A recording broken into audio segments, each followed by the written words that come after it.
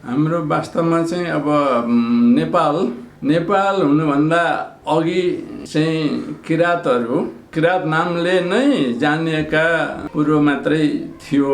तर जब यो पृथ्वीनारायण शाहले म त अरूले सबैले एकीकरण भन्छ, म चाहिँ यसलाई पुनर्एकीकरण भन्छु क्या। यसलाई प्राचीन समय हेर्दाखेरि नेपाल चाहिँ विशाल एकदम मुलुक थियो। अब त्यसलाई चाहिँ पछि छिन्न भिन्न हुँदै जाँदा मसिना राज्यमा टुक्रिँदै गयो। त्यसलाई पृथ्वीनारायण शाहले एकीकरण गरेको हुनाले म पुनर्एकीकरण मात्रै भन्छु क्या। अनि जब पृथ्वीनारायण शाहले एकीकरण गर्दै लग्यो, पूर्वतिर पनि पुग्यो। पूर्वतिर पुग्दाखेरि पूर्वतिर चाहिँ के हो भनेदेखि किराँतहरूसँग करिब यहाँ यो साङ्गा भन्ज्याङदेखि उतातिरबाटै उसले किराँतहरूको चाहिँ युद्धको चाहिँ सामना गर्दै गएछन्, किनभने हाम्रो इतिहासहरूले त बताउँछ। अनि जब चाहिँ के भयो, वल्लो किराँत, माझ किराँत र पल्लो किराँत, माझ किराँतसम्म उनले विजय प्राप्त गर्दै नै गएको रहेछ। अनि त्यसपछि पल्लो किराँतमा चाहिँ निकै उसले समस्याहरू भोग्यो। पछि सम्झौता गरेको एउटा चाहिँ लालमोहरले पनि देखाउँछ। सम्झौता गरेर भए पनि तर त्यो मुलुकलाई अब त्यतिखेरको गोर्खा राज्यमा नै गाभ्यो। र उसले त्यस्तो किसिमको संविधान त बनाएन, तर पनि पूर्वतिरको किराँतहरूलाई भनौँ न स्वायत्तता जस्तो दिएर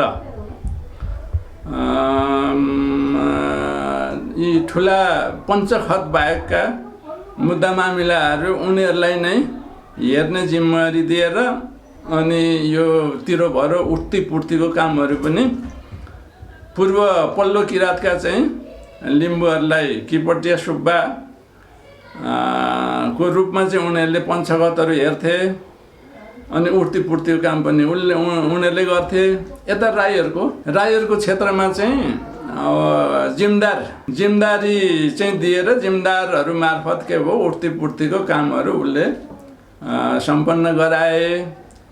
यसरी चाहिँ के छ भनेदेखि संविधान नबनाइकन नै पनि एउटा त्यो एक किसिमको स्वायत्तता त्यतिखेर दिएर चाहिँ के भयो, उसले शासन चाहिँ आफ्नो हातमा केन्द्रीय शासन चाहिँ लिएको त्यो पाइन्छ हैन। र त्यहाँ पूर्वमा चाहिँ के छ भनेदेखि तीनटा चाहिँ के भयो, क्षेत्रको नामाकरण गर्यो, वल्लो किराँत, माझ किराँत र पल्लो किराँत।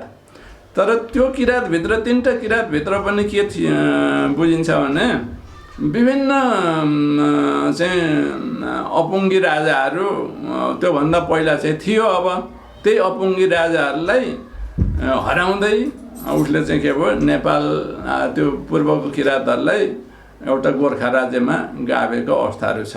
त्यो एउटा त्यतिखेरको भयो हैन। कुनै संविधान बेगरै उसले चाहिँ अब इस्तिहारहरू आदेशहरू जारी गर्थ्यो त्यतिखेर।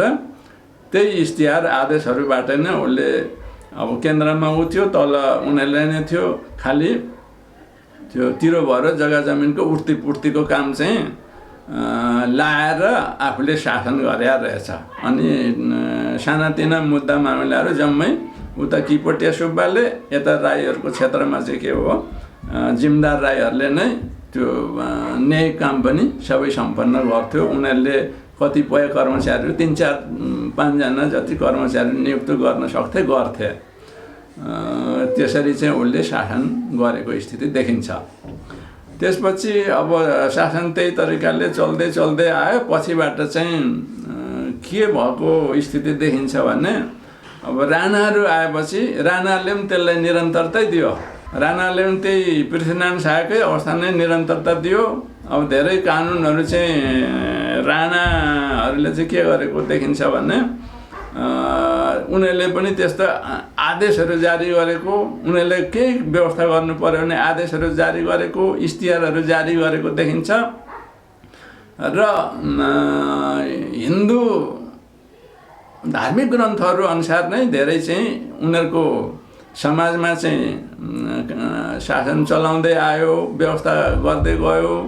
तर किराँतहरूको क्षेत्रमा किराँतहरूलाई आफ्नो के छ भने संस्कार धर्म जे उनीहरूले मानि आएको थियो त्यसलाई पनि मान्यता दिएर पछि मान्यता दिएर त्यही बमोजिम किराँतहरूले आफूलाई सञ्चालन गरिआएको थिए। आफ्नो प्रथा परम्पराहरू जो थियो त्यो मान्न सक्ने बनाएको थियो। अनि त्यसपछि चाहिँ उसले जङ्गबहादुर राणाले 1910 सालमा मुलुक ऐन चाहिँ लागू गर्यो। त्यो मुलुक ऐन लागू गरेपछि करिब त्यसले चाहिँ धेरै कुरा चाहिँ फेरि के भयो, ती किराँतहरूलाई पूर्व किराँतहरूलाई पनि त्यो कानुन पनि लागू हुने बनायो। यसरी त्यतिखेरसम्म मूल अब अहिलेको जस्तो संविधान केही पनि थिएन। एउटा त हिन्दू धार्मिक के भयो कानुनहरू भनौँ न, त्यतिखेर कानुनहरू त्यो धर्मशास्त्र बमोजिम चलाउँथ्यो। अनि एउटा मुलुकी ऐन चाहिँ नयाँ किसिमको कानुन आयो, त्यो पनि किराँतहरूलाई पनि लागू गर्न थाल्यो। यही नै हो त्यतिखेरको अलि राणाकालमा पनि अलि पहिलो राणाहरूको पालाको। अनि त्यसपछि बिस्तारै भनौँ न 2000 सम्बत लागेपछि अलिकति मान्छेमा चेतनाहरू बढ्दै गयो। अब विशेष गरेर चेतना फैलाउनेमा त अझ चाहिँ के भयो, पूर्वतिरका हाम्रो राई लिम्बू, यता पश्चिमतर्फ गुरुङ मगरहरू जो 4 जात थियो, त्यो 4 जातिहरू चाहिँ के भयो विदेश जान थाले, लाहोर गए। अनि यो लाहोरबाट उनीहरूले चाहिँ एउटा के छ भनेदेखि विदेशी मुद्रा कमाउने त छँदै थियो, तर उनीहरूले चाहिँ अझ त्योभन्दा पनि त्यहाँ अलिकति पढ्ने मौका पनि पाएछन्। लाहोरबाट पनि पढ्ने लेख्ने जम्मै सिकेर आए, त्यहाँको ज्ञानहरू सिकेर आए, त्यहाँको विकासहरू देखेर आए। यसले त्यो चेतना चाहिँ उनीहरूले चाहिँ के गरेछन् भने चेतना पनि बोकेर लिएर आएछन् क्या। अनि यो चेतना बढ्यो। अब क्षेत्रीहरू पनि जान्थे, नेवार गएन, अब तामाङ पनि गएन, लगिएन। यो 4 जातलाई चाहिँ वास्तवमा त्यतिखेर जान दिएको। अझ मेरो बुझाइमा अनुसन्धानमा त यिनीहरूले चाहिँ यो 4 जातलाई चाहिँ जहिले तहिले विद्रोह गरिराख्न, विद्रोह गर्न खोज्ने हुनाले यिनीहरूलाई मार्न पठाएको। अनि यहाँ सिधै मार्न भएन, त्यस हुनाले चाहिँ उहाँ त्यो ब्रिटिस आर्मीमा पठाएपछि युद्ध गरिराख्ने हो ब्रिटिस पनि। त्यहाँ पठाएपछि स्वतै चाहिँ यिनीहरू मर्छन् मासिन्छन् भन्ने हिसाबले चाहिँ पठाएको हो। अनि त्यो उहाँ पठाए मार्फत चाहिँ यहाँ त्यतिखेरको नेपाल सरकारले चाहिँ अब के भयो, ऊ पनि अब लिन्थ्यो, पठाए बापत चाहिँ सरकारले चाहिँ लिन्थ्यो, पछिसम्म लिन्थ्यो भन्ने अब सुनिन्थ्यो।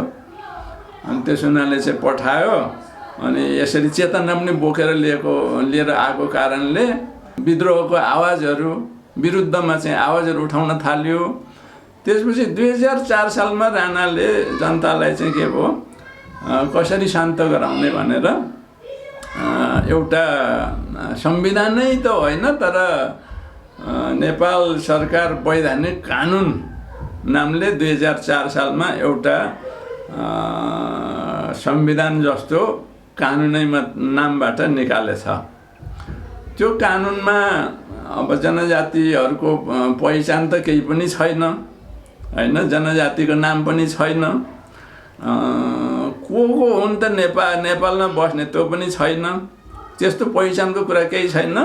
तर पनि अलिकति हकहरू चाहिँ मौलिक हक जस्तो, मौलिक हक नाममा पनि छैन तर हक अधिकार स्वतन्त्रताको हकहरू होइन, बोल्ने बसोबास गर्ने हकहरू चाहिँ दिएर ग्यारेन्टी प्रत्याभूत गरेर चाहिँ के हो त्यो संविधान बनाएको थियो। अनि त्यसपछि त्यतिकै त्यसलाई लागू गर्यो, चल्दै गयो त्यही बमोजिम।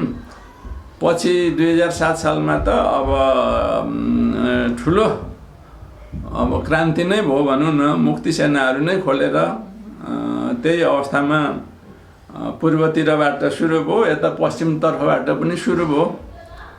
अनि त्यो चाहिँ धेरै ठुलो रूप लिएको हुनाले चाहिँ के भयो, धेरै राणा शासनले पनि थाम्न सकेन। थाम्न नसकेपछि अब राजा त्रिभुवन यहाँबाट भागेर भारतको शरणमा पुग्यो, भारतको शरण लियो। अनि त्यसपछि यहाँ करिब यो मुक्ति सेनाहरूले कब्जै गरेर के हो, भारत सरकारले मेलमिलाप गरायो। मेलमिलाप गराउँदाखेरि अब पूर्वतिरको वास्तवमा हाम्रो राई लिम्बूहरू चाहिँ स्वायत्तताको पक्षमा थिएछ, स्वायत्तताको पक्षमा थियो। तर त्यतिखेर भारतको चाहिँ त्यो गृहमन्त्री वल्लभ भाइ पटेल कि के नामको थियो, त्यो मान्छेले चाहिँ करिब त्यतिखेर नेपालै गाभ्नुपर्छ भन्ने किसिमको कुराहरू गर्दो रहेछ। त्योभन्दा पनि नेहरूले एउटा चिठी लेखेको कुरो त्यो मैले पछि एउटा पेपरमा केमा निस्केको थियो र त्यो पेपरलाई मैले वास्तवमा राख्नु सकिनँ क्या त्यतिखेर। त्यसलाई चाहिँ राख्नुपर्ने थिएछ। नेहरूले लेखेको चिठीमा चाहिँ के देखिन्थ्यो भने अब नेपाल चाहिँ मङ्गोल मुलका मान्छेहरूको हातमा चाहिँ त्यहाँको शासन सत्ता जाने हो भनेर नेहरूले लेखेको चिठी।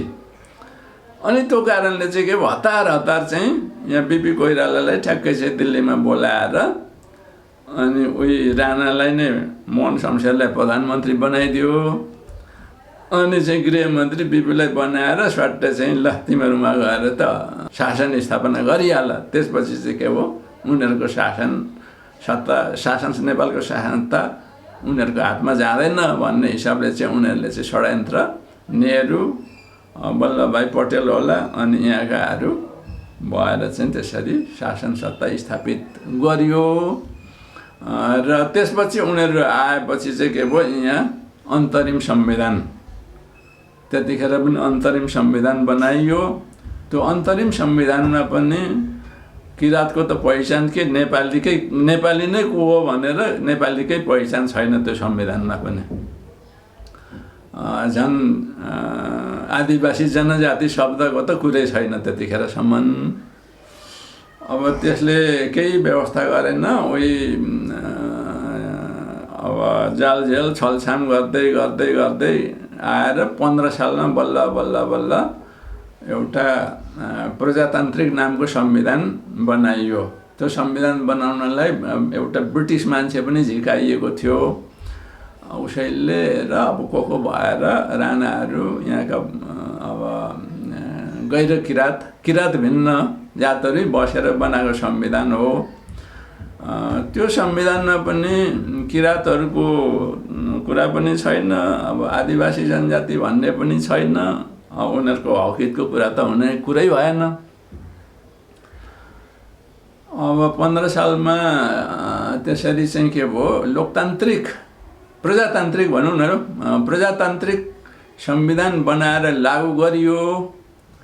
अब त्यसलाई तत्कालीन राजा महेन्द्रलाई त्यो नपचेको कारणले उसले त्यसलाई निलम्बित गरेर पञ्चायती व्यवस्था लागू गर्यो। 17 सालमा 2017 सालसम्म त पुस 1 गते होला, पुस 1 गतेदेखि लागू गर्यो। अनि उसले बनायो 2019 सालमा पञ्चायती व्यवस्थाको तर्जुमा गरेर त्यही किसिमको संविधान चाहिँ राजा महेन्द्रबाट जारी भयो। त्यो संविधानमा चाहिँ के अलिकति के छ भने नेपालीको पहिचान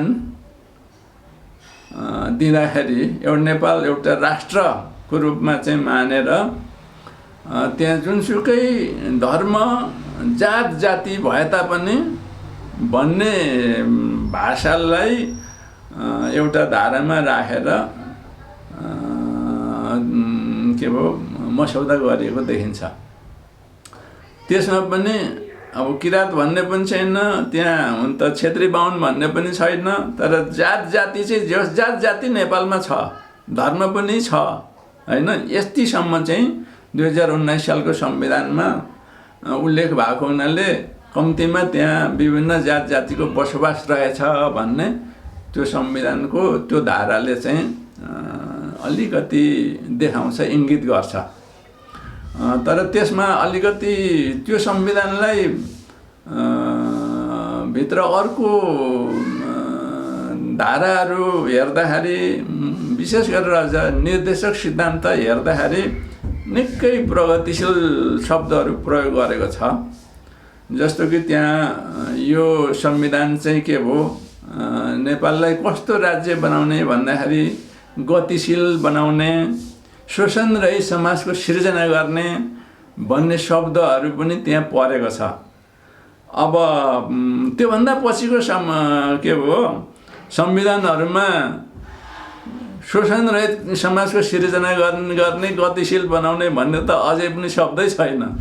तर त्यो संविधानमा चाहिँ जुन चाहिँ पञ्चायती राज स्थापना गर्ने संविधान हो भनिन्थ्यो, त्यसमा त्यो शब्दहरू थियो है, होइन? त्यस्तो भए तापनि तर के छ भनेदेखि त्यहाँ अनि केही जनतालाई केही हकहरू चाहिँ राम्रो हकहरू नै त्यसले चाहिँ प्रतिभूत गरेको थियो।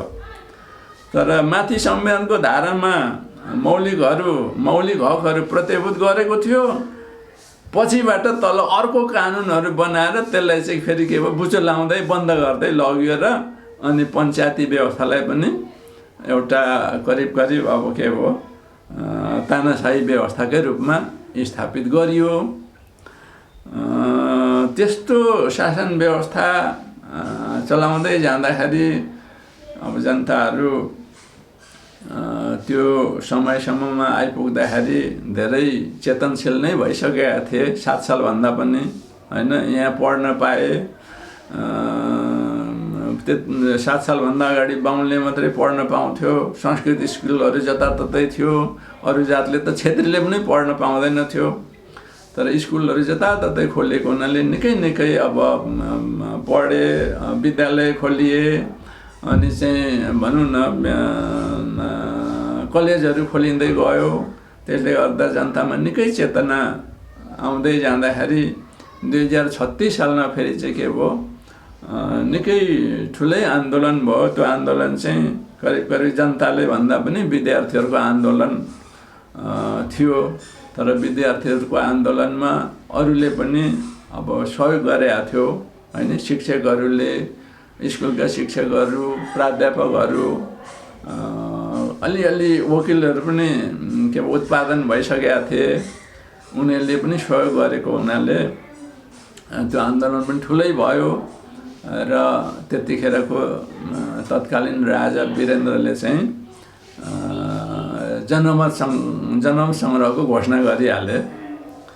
अनि त्यो जनमत सङ्ग्रहबाट चाहिँ के भयो रोज्न 2टा मात्रै विकल्प रोज्न दिएको थियो। सुधारिएको पञ्चायत रोज्ने हो कि साबिकको पञ्चायतै रोज्ने हो भनेर जनमत सङ्ग्रह हुँदाखेरि सुधारिएको व्यवस्थाको पक्षमा चाहिँ बढी मत खसेको हुनाले त्यही संविधानलाई केही सुधार गरेर चलाउँदै आउँदाखेरि फेरि 46 सालमा चाहिँ के हो अर्को ठुलो आन्दोलन भयो। त्यसमा चाहिँ राजनीतिक दलहरू पनि सम्मिलित भए, विद्यार्थी लागे होइन। अरू सङ्घ संस्थाहरू त्यतिखेरसम्म अलिअलि प्राइभेट निजी सङ्घ संस्थाहरू पनि खोलिँदै गएको थियो।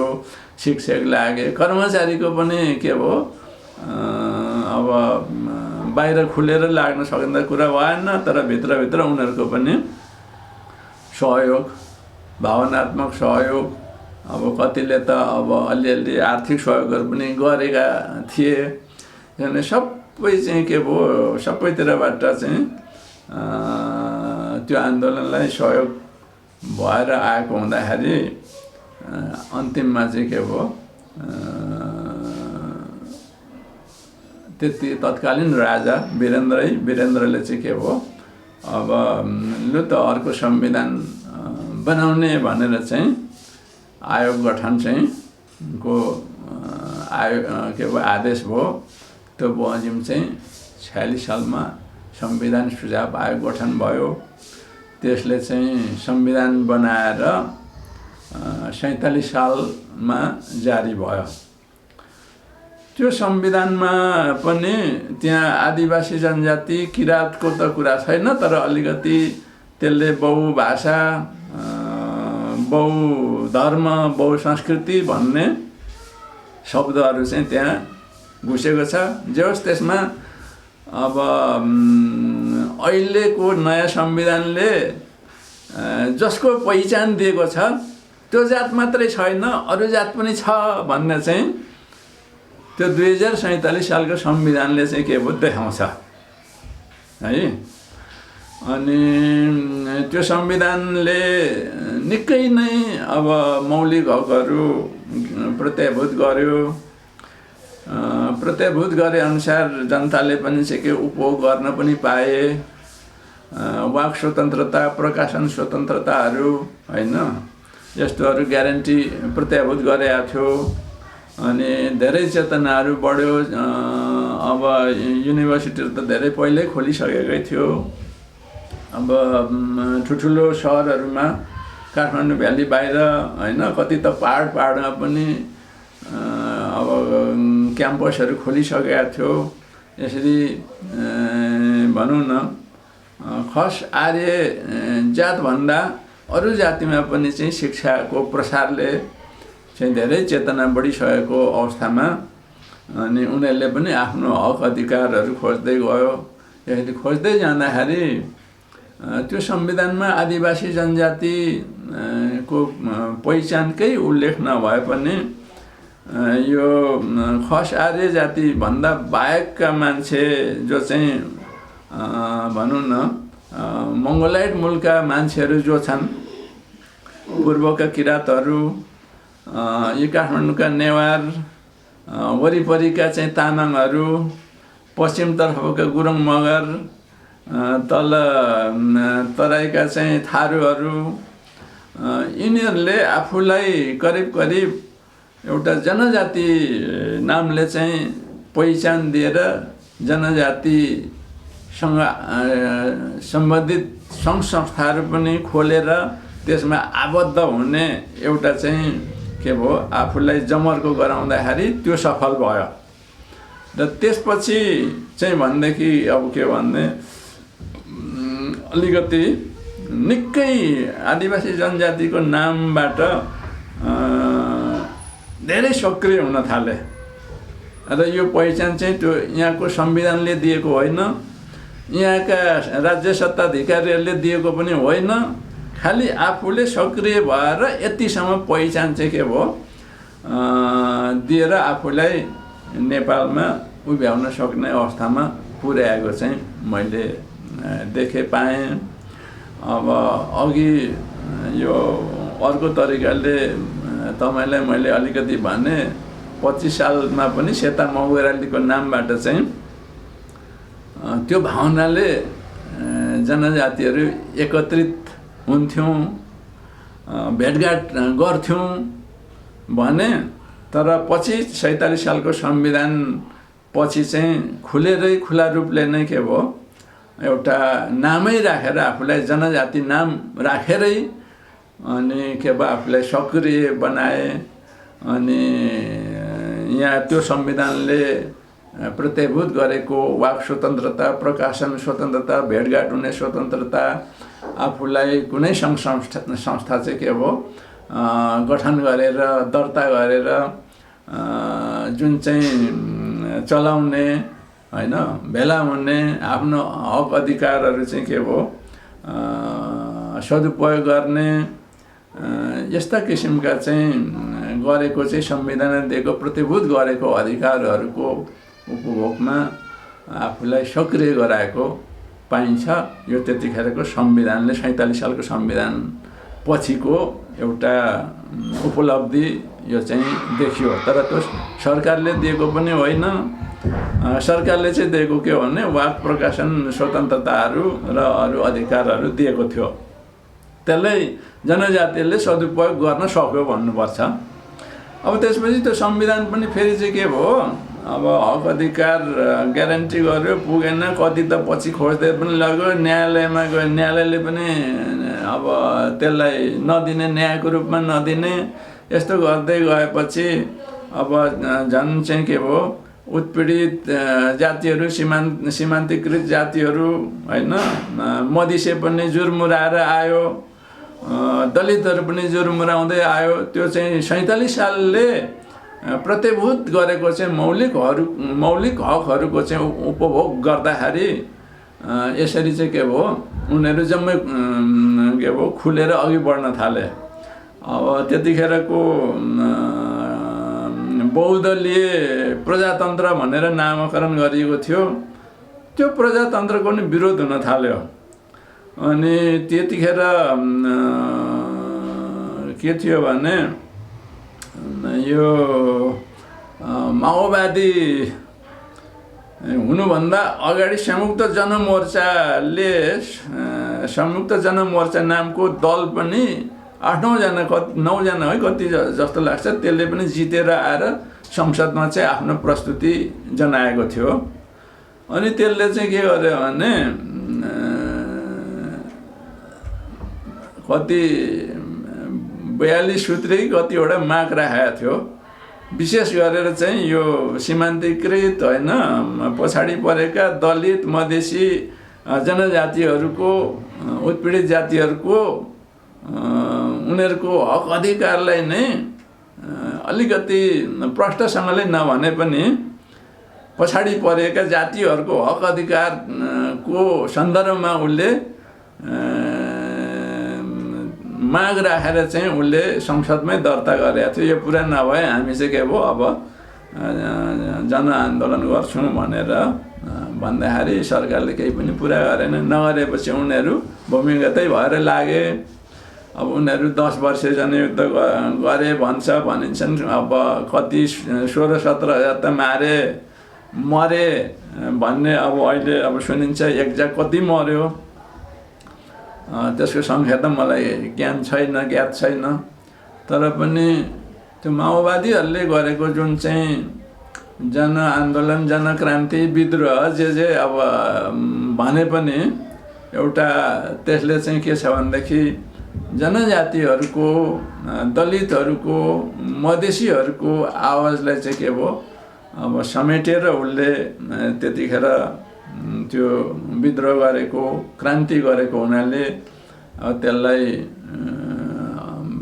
अधिराज्यव्यापी बनायो। र त्यसपछि चाहिँ के भयो सरकार आखिरमा चाहिँ घुँडा टेक्न बाध्य भयो। त्यसै बिचमा अब राजा वीरेन्द्र पनि मारियो, अर्को राजा आयो। अर्को राजाले त झन् साह्रो आफ्नो बाउको आफ्नो चाहिँ बुद्धि चाहिँ खास केही रहेनछ, बाउले गरेको कामहरू मात्रै देखाएर रहेछ।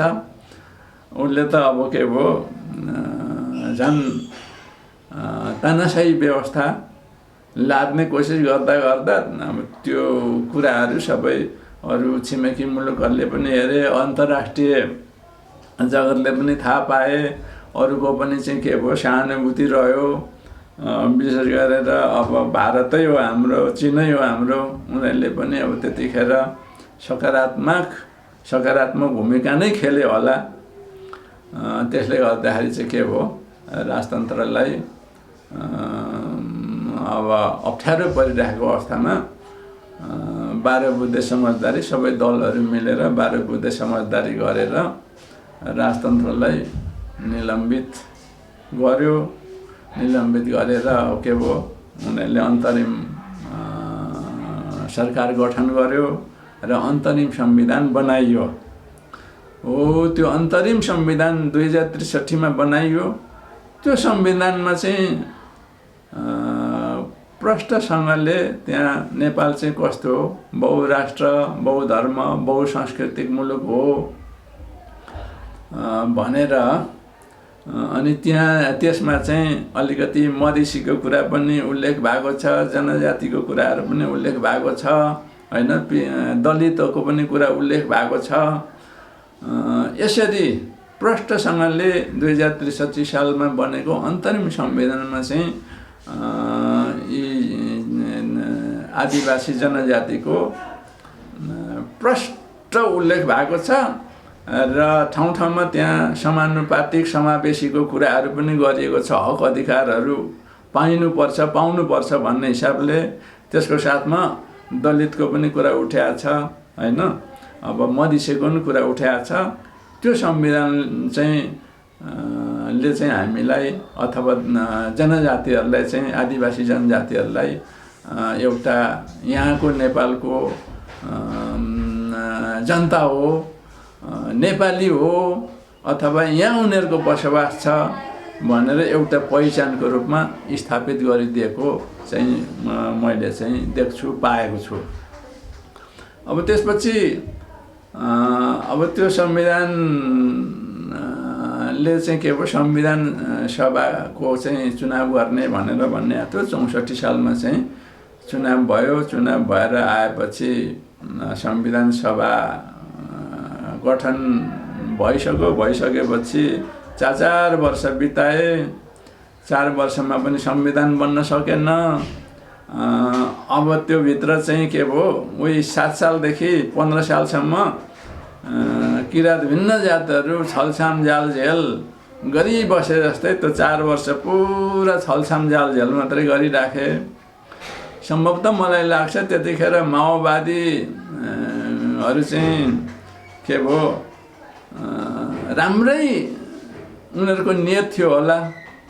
तर यहाँ चाहिँ वातावरण यस्तो बनिदियो कि यो कुनियतको खेला खेल्ने कालो मन भएको, म त भन्छु कालो मन भएको कालिदासहरूसँग उनीहरूको चाहिँ के भयो, अब संसर्ग सहभाग हुँदै जाँदाखेरि उनीहरू पनि तिनीहरूको कुराबाट चाहिँ प्रभावित भएपछि उनीहरू पनि जुन उद्देश्यले त्यत्रो ठुलो जनक्रान्ति गरेका थिए, त्यो क्रान्ति उनीहरूले गरेको क्रान्तिको उद्देश्य बमोजिम र त्यो निर्वाचनको बेलामा उनीहरूले चाहिँ आफ्नो चाहिँ के भयो, मूल मुद्दाहरू सबै भुलेर उनीहरूले के भयो, बरु त्यसलाई कार्यान्वयन नगर्ने, त्यस्ता कुराहरू स्थापित नगर्ने भनेरै कुनियत लिएरै त्यो संविधान सभालाई भङ्ग गरियो, पहिलो संविधान सभालाई।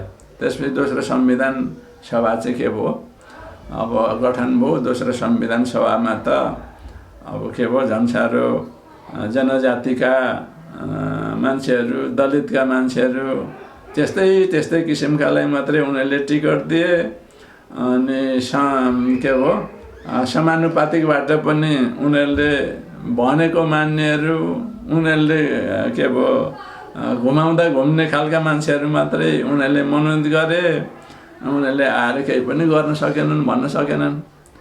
अब 601 जनाकै संविधान सभा त गठन भयो। तर संविधान कसले बनायो भन्दाखेरि 7-8 जना मान्छेले कहिले चाहिँ धुलीखेल रिसोर्ट जान्थे, कहिले चाहिँ गोदावरी रिसोर्ट जान्थे, कहिले कहाँको रिसोर्टमा होटेलमा बसेर, अनि उनीहरूले त्यति 7-8 जनाले त्यो पनि के भयो, यी राज्य सत्ताधिकारी कुलीन वर्गका मान्छे मात्रै, अरू त उपस्थिति नै छैन। अनि उनीहरूले मात्रै बनाएको संविधान हो। त्यो संविधानमा करैले मात्रै सकेको भएदेखि त्यति पनि अन्तरिम संविधानमा जति पनि राख्दैन थियो होला। तर करै लागेर मात्रै किन उनीहरूले अलिअलि अब त्यसको चाहिँ के छ भनेदेखि प्रस्तावना हेर्ने हो भने त्यसको निर्देशक सिद्धान्तहरू अनि अरू धाराहरू पनि हेर्दाखेरि जनजातिको पहिचानको निमित्त धेरै कुरा नै गरे जस्तो देखिन्छ। तर वास्तवमा त्यहाँ चाहिँ के हो, दिन चाहिँ उनीहरूले कन्जुसाइ गरी कसरी हुन्छ छलछाम गरेर त्यस्ता धाराहरू पनि निर्माण गरेका छ, उपधाराहरू पनि त्यसरी नै निर्माण गरेका छ। त्यस हुनाले त्यहाँ छन चाहिँ छ, जे होस् न पहिचान केही मात्रामा हो भने पहिचान चाहिँ छ, तर जति हुनु पर्थ्यो त्यतिसम्म दिएको छैन, हामीले लिन सकेनौँ भन्नुपर्छ। अब खासमा चाहिँ परिवर्तन भन्ने त जनजाति, दलित हैन, मुस्लिम, मधेसी, सीमान्तकृत, उत्पीडित वर्गलाई परिवर्तन चाहिएको थियो, पहिचान चाहिएको थियो। तर त्यो चाहिएको कुरो वास्तवमा त्यो 2072 सालमा बनेको संविधानले पनि दिन सकेको पाइँदैन। यति नै भने यस सन्दर्भमा परिवर्तन र पहिचान चाहिँ जनजातिहरूलाई र यी मधेसी हैन, मुस्लिम, सीमान्तकृतहरूलाई चाहिएको थियो। तर डाडु पनि उनीहरूको हातमा भएको हुनाले उनीहरूले पो आफ्नो पहिचान त्यसमा राखे। हेर्नुहोस् है, किनभने उनीहरूले चाहिँ के भयो त्यो धारा त एक्ज्याक्टली म भन्न सक्दिनँ, तर 84 कतिमा छ। अनि त्यहाँ चाहिँ त्यहाँ छ अलिकति मधिसे शब्द छ र के हो थारू भन्ने पनि छ है, तर जनजाति भन्ने चाहिँ छँदै छैन। अनि त्यहाँ चाहिँ खस आर्य भनेर चाहिँ राखेको छ, प्रष्टसँगले राखेको छ। अनि त्यसको तल स्पष्टीकरण भनेर खस आर्यमा चाहिँ के भयो क्षेत्री, ब्राह्मण, अनि ठकुरी, अनि सन्यासी, 10 नामी सन्यासी भनेर उनीहरूको पहिचान चाहिँ के भयो त्यो संविधानमा राख्यो प्रष्टसँगले है। चाहिएको त हामीलाई हो, हामीले मागे हो, तर उनीहरूले नमागेको उनीहरूको आफ्नो डाडुपन हातमा भएपछि उनीहरूले आफूले आफ्नो पहिचान त्यो संविधानमा राखे। अब हाम्रो मान्छेहरूले केही पनि भन्न सकेनन्, प्रतिनिधित्व गराइएको थियो संविधान सभामा। अब रिसोर्टमा गएर संविधान बनाउँछन्, हाम्रो मान्छेले त्यहाँ के बोल्न पनि पाएनन्। अब बोले पनि सुन्दैन थियो होला, किनभने सबै भान्से त उनीहरू नै थिए। अनि त्यस हुनाले चाहिँ के छ भनेदेखि ठाउँ ठाउँमा अब समावेशी बनाइनु पर्छ। अब भनौँ न निजामती कर्मचारीको हकमा होइन, सेनामा नियुक्ति गर्दाखेरि, राजदूतहरूको नियुक्ति गर्दाखेरि, अनि चाहिँ के भयो संवैधानिक आयोगहरूको नियुक्तिहरूमा, शिक्षामा, यस्तोमा चाहिँ के भयो समावेशी तरिकाले नियुक्ति गरिनुपर्छ भनेर एउटा गुलियो भाषाहरू चाहिँ प्रयुक्त गरिएको छ संविधानमा, 2072 सालको संविधानमा। अब तर त्यो बमोजिम गर्दै गरिँदैन। पहिलो भनौँ अन्तरिम संविधान कालदेखि नै लोकसेवा आयोगले चाहिँ जाँच लिँदाखेरि कम्तीमा कोटा छुटाएको थियो। तर जब अहिले संविधान बनेपछि करिब यो अहिलेको लोकसेवा आयोगको अध्यक्ष छन्, अध्यक्षले चाहिँ के भयो स्वाट्टै त्यो कोटा पनि कताबाट जालझेल गर्दै चाहिँ त्यो कोटा पनि कटौती गरेको समाचारहरू आयो। अब अहिले हाम्रो मान्छेहरू पनि जनजातिका मान्छेहरू पनि अब धेरै चेतनशील भएको हुनाले त्यो कुराहरू पत्ता लगाउँदो रहेछ। पत्ता लगाएर चाहिँ के भयो उनीहरूले विरोध त जनायो, तर उसले के भयो काग कराउँदै गर्छ, पिना सुक्दै गर्छ भन्ने जस्तो त्यो कोटा चाहिँ के भयो छुट्याइएको प्रतिशत चाहिँ कम गर्दै नै अहिलेसम्म विज्ञापन भइ आएको होला जस्तो लाग्छ मलाई। अब बाहिर हामीले अलिकति बोलेको कुरा त किन उनीहरूले पत्याउँथ्यो र। त्यसो हुनाले चाहिँ के छ भनेदेखि संविधानले दिए पनि जनजाति, दलित, मुस्लिम, मधेसी, सीमान्तकृत जातिहरूको अधिकारलाई संविधानले दिएको भए तापनि व्यवहारमा चाहिँ के भयो कति त कानुनले नै खोसिदिएको छ, कति व्यवहारमा उनीहरूले दिँदैनन्। कानुनले अब खोज्ने कुराहरू जस्तो अन्तरिम संविधानमा पनि त्यो भाषाभाषीलाई चाहिँ के भयो अन्तरिम संविधानमा दुईटैलाई नेपाली भाषालाई पनि राष्ट्रभाषा भनेको थियो, मातृभाषाले पनि राष्ट्रभाषै भनेको थियो। तर यता प्रयोगमा चाहिँ के भयो अधिकारै दिँदैन, प्रयोग गर्नै दिँदैन।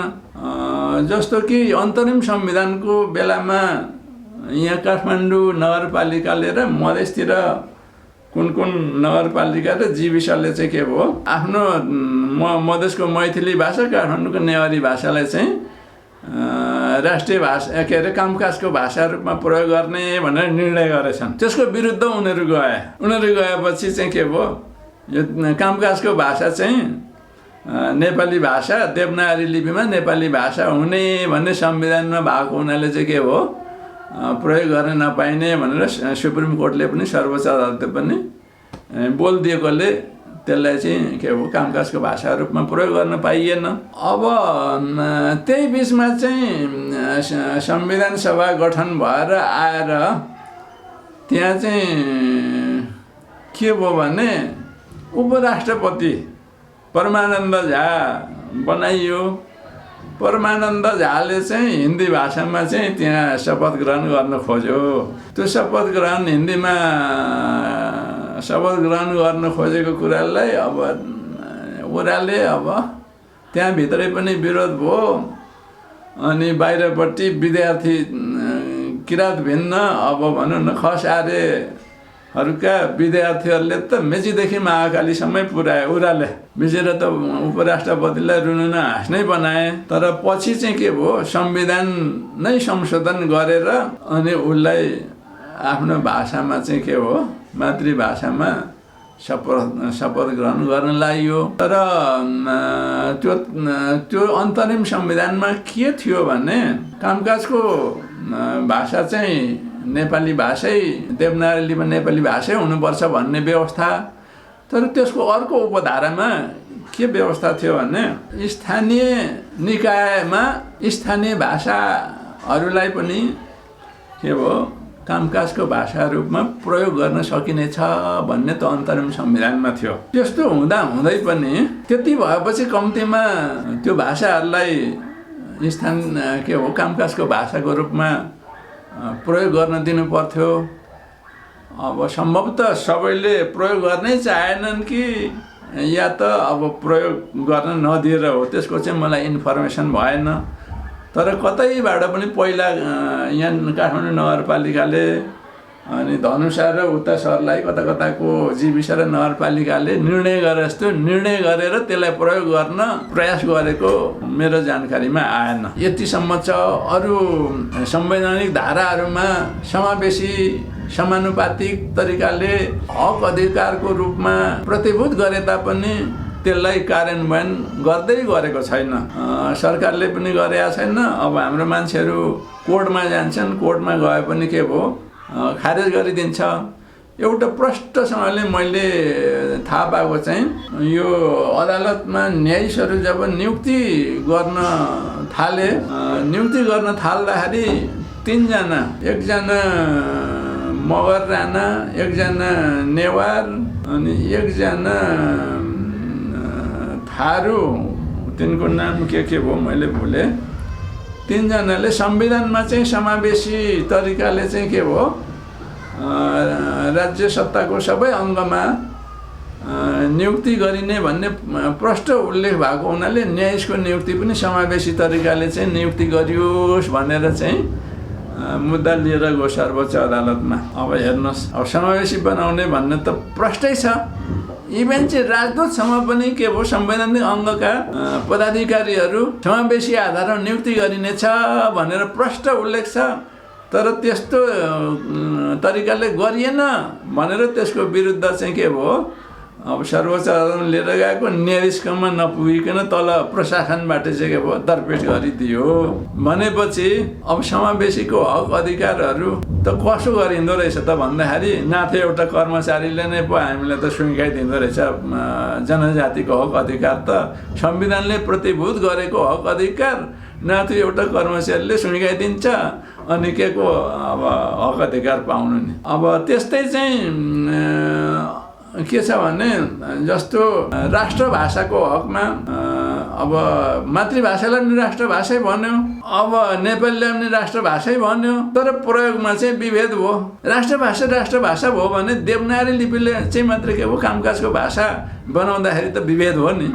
तर माथि संविधानले के भन्छ, कसैलाई चाहिँ जातको आधारबाट, वर्णको आधारबाट, धर्मको आधारबाट विभेद गरिने छैन भन्छ। तर त्यही विभेद भइहाल्यो, त्यही संविधान बाजियो। त्यसो हुनाले चाहिँ के भयो, विभेदै विभेद छ। कुनै कानुनले नै विभेद लायो, कुनै आदेशले विभेद लाउँछ, कुनै व्यवहारले चाहिँ विभेद गरिरहेको छ। अब विभेदै विभेद छ, जतातता गयो विभेदै विभेद छ। त्यसो हुनाले यो संविधानको चाहिँ अब कार्यान्वयनहरू यसरी नै हुन सकिरहेको छैन। मैले चाहिँ त्यही किसिमले देखेको छु, त्यही किसिमले भोगिरहेको छु। 72 सालको संविधानमा चाहिँ भनेको छ त्यहाँ आदिवासी जनजाति। तर आदिवासी जनजाति भनेर चाहिँ को जातहरू पर्छन्, जातिहरू पर्छन् भन्ने चाहिँ संविधानमा छैन। यसलाई सम्भवतः अरू कानुनमा होला, जस्तो जनजाति प्रतिष्ठान ऐनमा पनि त्यहाँ चाहिँ व्यवस्था गरे होला। नभए पहिला चाहिँ के हो, आदिवासी जनजातिमा को पर्छन् भनेर नेपाल सरकारले पहिला चाहिँ 61 जाति पर्छ भने पछि 2टा जाति हटाएर 59 बनाएको छ। त्यो चाहिँ कानुनले चाहिँ व्यवस्था गर्यो, तर संविधानले चाहिँ तोकेको छैन है, यो जाति जनजातिमा पर्छ भनेर। त्यो एउटा कमजोरी छ। यो संवैधानिक जाति जसरी चाहिँ खसारेको चाहिँ ठ्याक्क त्यही नै उल्लेख गर्यो। बरु मधेसी र थारूको छ हैन, उल्लेख छ, दलित छ, तर तिनीहरूको पनि जात त दलितमा पनि यो जात दलित भनेको छैन। अब थारू चाहिँ प्रष्टसँगले थारू नै छ, अनि मधेसीमा पनि यो जात भनेर चाहिँ अब उल्लेख छैन, तर मधेसी हैन, दलित, थारू चाहिँ अब थारू एउटै जात हो त, त्यो भित्र उपथरहरू त अलग कुरा हो। तर हाम्रो जनजाति भन्ने त अब धेरै जातको एउटा मिश्रण हो नि त। तर यो दलित जनजातिभित्र कुन जातिहरू पर्छन् भनेर त्यो चाहिँ संविधानमा उल्लेख छँदै छैन। त्यो एउटा खसारेले राखे जस्तो त्यस्तो व्याख्या गराउन सक्ने, संवैधानिक व्यवस्था गराउन सक्ने हाम्रो प्रतिनिधिहरूको अब हुति पुगेन कि अब प्रयासै गरेनन्। त्यो एउटा कमजोरी छ। तैपनि ठाउँमा समावेशी भन्या छ, समानुपातिक भन्या छ। यो कुराहरू जति त्यहाँ संविधानमा राखिदिया छ, यस्तो किसिमको व्यवस्थाहरू अरू मुलुकको संविधानहरूमा गरिएको त्यति पाइँदैन। बरु राज्यहरूको नाम जस्तो भारतैमा पनि कति राज्यको नाम त जातिको आधारबाट छ। जस्तो नागाल्यान्डै भन्नु, तल तमिलनाडु भन्नु हैन, अब यता पन्जाबै भन्नु, अब यी नामहरू त राज्यको नाम त जातिको नामबाटै भयो। अमेरिकामा रहेछ 50 राज्य मध्ये 25-26 राज्य त के हो, त्यहाँका जनजातिहरूको भाषा, उनीहरूको थरको नाम यस्तोबाट चाहिँ के हो परेको रहेछ 25-26 राज्य त त्यहाँ। तर यहाँ चाहिँ हाम्रो के हो, पहिचानको आधारबाट राज्य चाहिँ बनाउन, राज्यको नामाकरण, प्रदेशको नामाकरण गर्नलाई अब अपव्याख्या गरियो। यो जातिको आधारबाट कहाँ हुन्छ, जातिको आधारबाट हुँदैन, यसले चाहिँ द्वन्द्व सिर्जना हुन्छ। यो जातिको आधारबाट राख्ने भन्नेपछि यिनीहरूले त के भयो, मुलुकमा विखण्डन ल्याउने कुरा भयो, अनेक आरोपहरू आउन थाल्यो। अनि यसले गर्दाखेरि चाहिँ के छ भनेदेखि केही अलिकति यस्तो सङ्केतसम्म गरेका छ 2072 सालको संविधानले, हक अधिकार पहिचानको सङ्केतसम्म गरेका छ, तर प्रष्टसँगले त्यहाँ पहिचानको सङ्केत पनि छैन, हक अधिकारको सङ्केत पनि छैन। पहिचानको चाहिँ अनि मैले भन्दैछु जनजाति आदिवासीहरूको चाहिँ ऐनले चाहिँ गरेका छ र निर्णयमा चाहिँ छ है। निर्णयमा किनभने नेपाल सरकारले त्यतिखेर यति यो फलाना चाहिँ जनजाति आदिवासी जनजातिभित्र पर्छन् भनेर वर्गीकरण गरेको हुनाले ऐनले चाहिँ गरेको छ, संविधानले चाहिँ प्रष्टसँगले पहिचान गरेको छैन। अब यो चाहिँ के हो भनेदेखि अब त्यो संविधान चाहिँ वास्तवमा 72 संविधान सभाले बनाउने संविधान चाहिँ अब जनताले कस्तो सोचेको थियो भने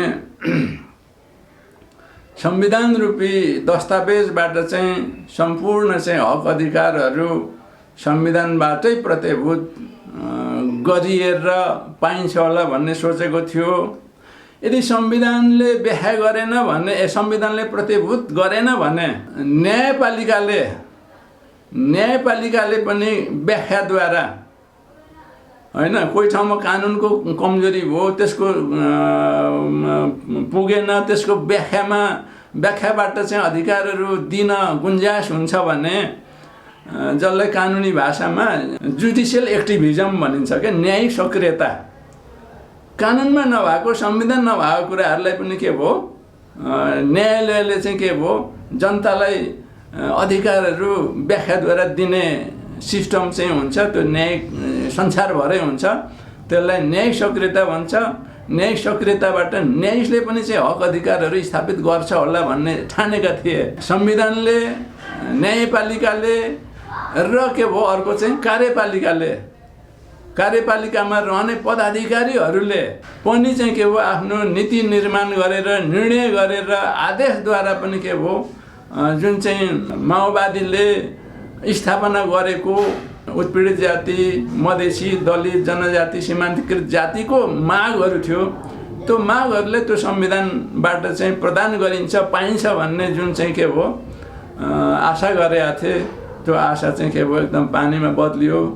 अनि उनीहरू चाहिँ के हो एउटा उखान के भन्छ राम्रो त मलाई आउँदैन, तर असरक्क बुढी खिसिक्क दाँत भन्ने जस्तो यी जातिहरू चाहिँ भएको मैले पाएको छु।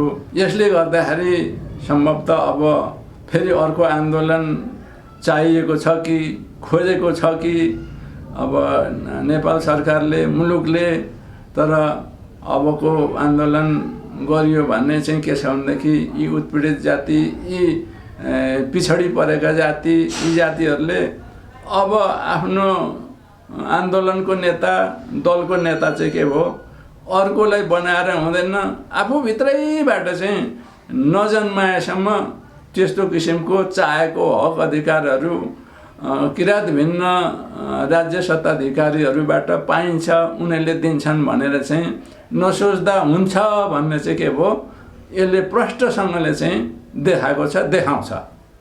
धर्मनिरपेक्ष राज्य हो कि होइन भन्नेलाई पनि अलिकति अब व्याख्या नै गरौँ। अब त्योभन्दा दोस्रो प्रश्न त कानुनी उपचार त एकदमै पेचिलो कुरा छ, त्यो त अत्यन्तै संवेदनशील गम्भीर कुरा हो त्यो त है।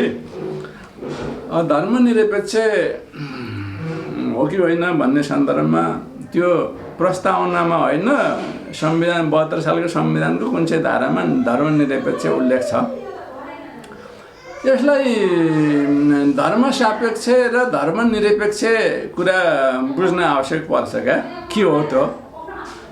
अब धर्मनिरपेक्ष चाहिँ धर्मसापेक्ष चाहिँ कहिले बनाइएछ भने नेपाललाई 2019 सालको संविधान राजा महेन्द्रले लागू गरेको संविधानमा पनि पहिलोमा थिएन, त्यसले तेस्रोचोटि संशोधन गर्दा मात्रै त्यसलाई चाहिँ के हो धर्मसापेक्ष बनाइएछ। त्यसमा के भनिएको छ भने नेपाल एउटा हिन्दू अधिराज्य हुनेछ भनेर ठ्याक्कै संशोधन गरेर राख्यो।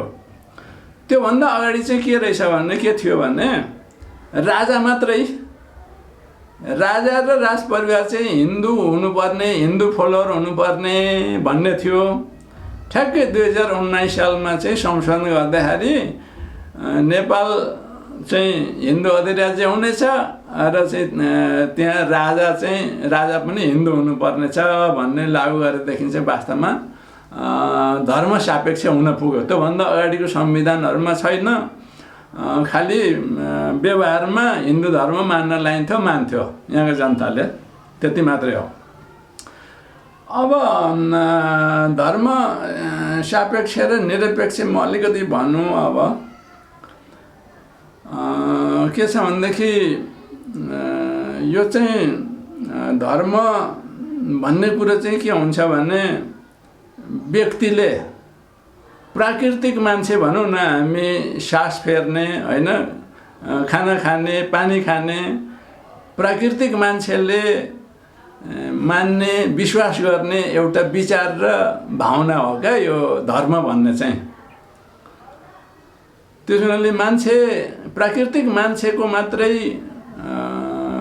विचार र विश्वास हुन्छ, धर्म हुन्छ भन्ने एउटा भनौँ न अब पोलिटिसियनहरूले, एउटा विद्वानहरूले यो कुरो मान्दछ।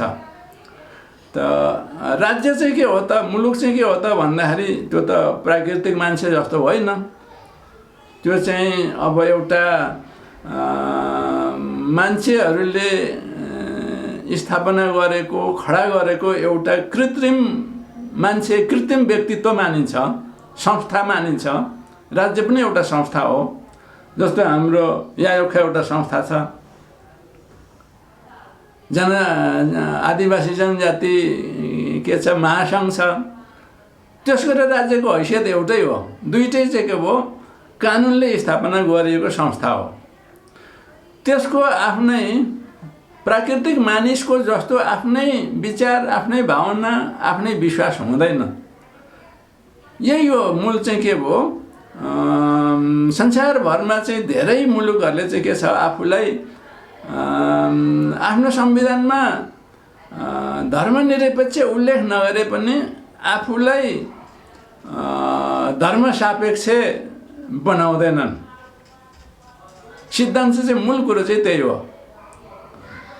किनभने उसको आफ्नो निजी विश्वास पनि हुँदैन, भावना पनि हुँदैन, विचार पनि हुँदैन। त्यस हुनाले त्यसको धर्म पनि हुँदैन भन्ने सिद्धान्तबाट चाहिँ के भयो, प्राय अब संसारमा अहिले अब कति अब मुलुक छन्, राष्ट्र छन्, केही मुलुकले आफूलाई सापेक्ष राज्य घोषित गरेका छन्, तर अधिकांशले चाहिँ के भयो, आफूलाई भित्र व्यवहारमा जेसुकै गरे पनि आफ्नो संविधानमा आफूलाई धर्म सापेक्ष कमैले मात्रै घोषित गरेका छन्, धेरैले घोषित गर्दैनन्। अब आयो अहिले हाम्रो 19 सालको संविधानमा सापेक्ष बनायो, 72 सालको संविधानमा त्यहाँ लेखाइमा चाहिँ के भयो, निरपेक्ष भनिदियो। त अब यसको निरपेक्ष भनेको कुनै पनि अब धर्म त धेरै छन्। सबभन्दा ठुलो धर्म त अब के भयो, क्रिस्चियन छ, त्यसपछि दोस्रोमा मुस्लिम छ, अब त्यसपछि बुद्धिज्म होला तेस्रो ठुलो, हिन्दू त चौथोमा मात्रै पर्छ। त्यति ठुला ठुला धर्महरू छन्। अब मान्छे विचार राख्ने हो हैन, प्राकृतिक मान्छेले विचार राख्छ, भावना राख्छ, केही न केही धर्ममा त के भयो, ऊ संलग्न भइ नै हाल्छ। एउटा बुद्धिज्म चाहिँ के भयो, त्यस्तो के देवदेवता अथवा धर्मसँग तटस्थ रहने, देवदेवता नमान्ने, मूर्ति नपुज्ने भनेर बुद्ध धर्मको चाहिँ स्थापना भएको हो त स्पेसल्ली चाहिँ भन्दाखेरि। तर त्यो पनि अहिले त त्यस्तैमा पुर्याइसके। संशोधन गर्दा गर्दा कति किसिमका बुद्धिज्म भइसक्यो, 3टा त अब थाहा छँदैछ, अब कति किसिमको अहिलेसम्म भइसक्यो व्यवहारमा मान्दाखेरि। त्यसो हुनाले चाहिँ के छ भनेदेखि यो कोही न कोहीमा मान्छे भनेपछि धर्ममा लागिहाल्छ। तर के छ भनेदेखि दुईटै अवस्था हुन्छ यो धर्म निरपेक्ष र सापेक्षको। एउटा मुलुक राष्ट्रै सापेक्ष र निरपेक्ष हुने, एउटा व्यक्ति चाहिँ सापेक्ष र निरपेक्ष हुने स्थिति आउँछ। मुलुक निरपेक्ष र सापेक्ष हुँदाखेरि हेर्नुहोस् यो भयङ्कर स्थिति अब उत्पन्न हुन सक्छ हैन। लाखौँ चाहिँ के भयो, मान्छे मारिन्छन् हैन। अब त्यसले चाहिँ के भयो, रगतको नदी बग्छ, अब मान्छेको आँसुको खोला बग्छ। यो एकदम भयावह हुन्छ क्या। अब मैले फेरि अब समय अलिकति बढी लिए जस्तो यहाँको हिन्दू धर्मशास्त्रहरूमा कति ठुल्ठुलो चाहिँ उथल पुथल भएको देखिन्छ। त्यो धर्म सापेक्षताले बाउ छोरा पनि भन्दैन, दाजुभाइ पनि भन्दैन, मामा भान्जा पनि भन्दैन। तपाईँलाई उदाहरण दिन्छु म, अब तपाईँले सुन्नु भएको छ कि छैन, म त हिन्दू धार्मिक ग्रन्थहरू पनि पढेको छु। हिरण्यकशिपुको छोरो प्रह्लाद हो। छोराले बाउ मारेको देखाउँछ क्या त्यो ग्रन्थमा। त्यो किन मार्यो भन्दाखेरि बाउ चाहिँ शैव हो, छोरा वैष्णव हो। वैष्णव पनि हिन्दू धर्म हो, शैव पनि हिन्दू धर्म हो। तर त्यतिखेर हिन्दू भनिन्न थियो, सनातन धर्म भनिन्थ्यो। अझ मेरो रिडिङ्समा त त्यो के हो, किरात धर्म हो। बुझ्नुभयो त? त्यसरी चाहिँ के भयो, दुईटा एउटै धर्मको दुईटा सम्प्रदायको बिचमै मेल नभएर चाहिँ के भयो, छोराले बाउ चाहिँ के भयो, हत्या गराएको देखिन्छ। अब त्यसपछि पछिल्लो कालमा आयो रावण र अब उसको भाइको विषयमा टक्राउ पर्यो। रावण शैव हो, भाइ चाहिँ वैष्णव हो। अनि भाइले चाहिँ के भयो, अब कथामा अब रामायण काव्यमा के आउँछ भने अब रामको भक्त हुनु पुग्यो भाइ चाहिँ विभीषण चाहिँ, अनि रावणको मृत्युको गोप्य कुराहरू रामलाई भनिदिएको कारणले रामले उसलाई मार्न सक्यो, नमार्नै सक्दैन थियो। यो काव्यमा उल्लेख कुरा हो। तर दाजुभाइको के भयो द्वन्द्व विवाद र त्यहाँ चाहिँ के भयो अरू मार्फत भए पनि दाजुलाई मराएको त देखिन्छ। अब कंस र कृष्ण मामा भान्जा भयो, कंस चाहिँ शैव भयो, कृष्ण चाहिँ वैष्णव भयो।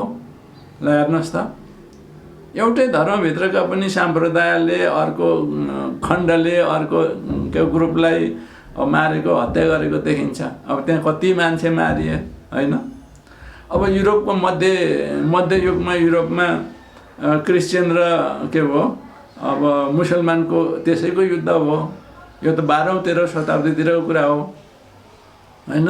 मारामार गरे रोमन क्रिस्चियनले अब अर्कोलाई मारेको छ, मुस्लिमहरूलाई मारेको छ। त्यो पगान भन्ने चाहिँ धर्म प्री क्रिस्चियन धर्महरू थियो, त्यसलाई अब रोमनहरूले मारे, मुस्लिमहरूलाई मार्यो। मुस्लिमहरू पछि युरोपतिर पुगे, अब त्यहाँ पनि जम्मै मार्दै हिँडे।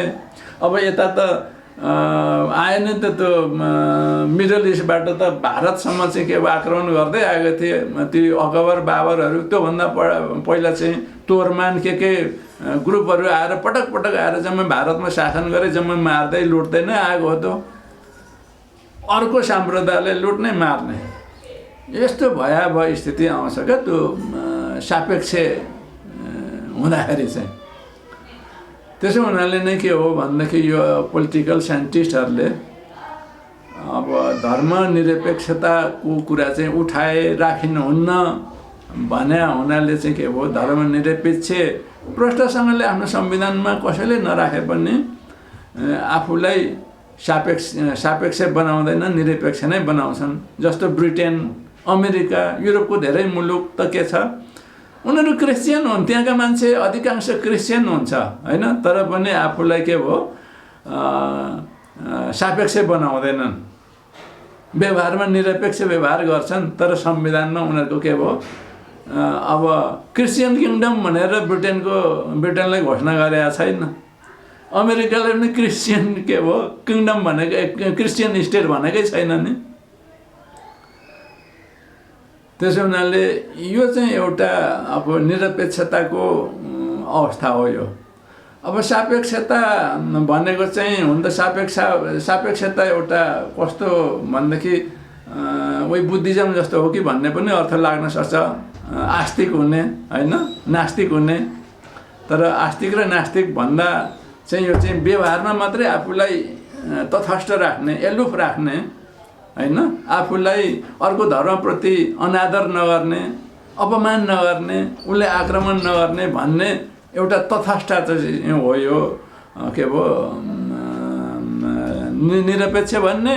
सापेक्ष भन्ने चाहिँ त्यसैको भावनाबाट प्रेरित भएर अनि अपमान गर्ने, अनादर गर्ने, आक्रमण गर्ने अनेकका कुरा। जस्तो भारत त के भयो निरपेक्ष राज्य भयो होइन, उसको संविधानमा निरपेक्ष भनेको छ। तर त्यहाँ चाहिँ के भयो बाबरी मस्जिद काण्ड मचायो त पहिला, अब अहिले त 20-22 वर्ष कति भइसक्यो। त हिन्दूहरूको बाहुल्यता भएको हुनाले त्यहाँ मस्जिदमा चाहिँ के हो आक्रमण गरेर भत्काइदियो। अब यसपल्ट अस्ति कोर्टले फैसला गर्यो। अब त्यो पनि जाने भएदेखि तिनले पैसा कमाउने के भयो टक्सार जस्तो बनाउँथ्यो। अब मैले त हेरेर आएँ इजरायलको धर्म त क्रिस्चियन हुँदै होइन,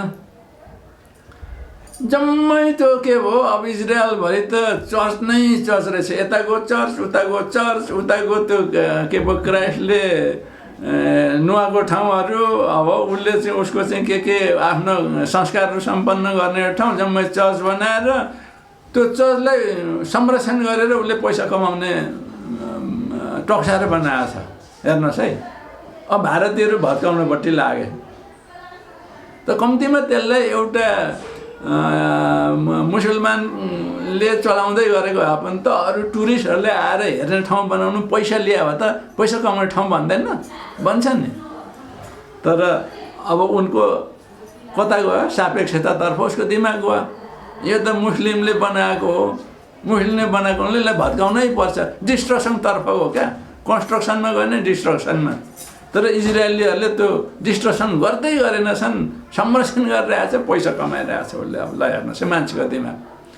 त्यसो भने यहाँ राज्य एउटा सापेक्ष हुने र निरपेक्ष हुने, व्यक्ति पनि के भयो सापेक्ष हुने र निरपेक्ष हुने अवस्था देखिन्छ।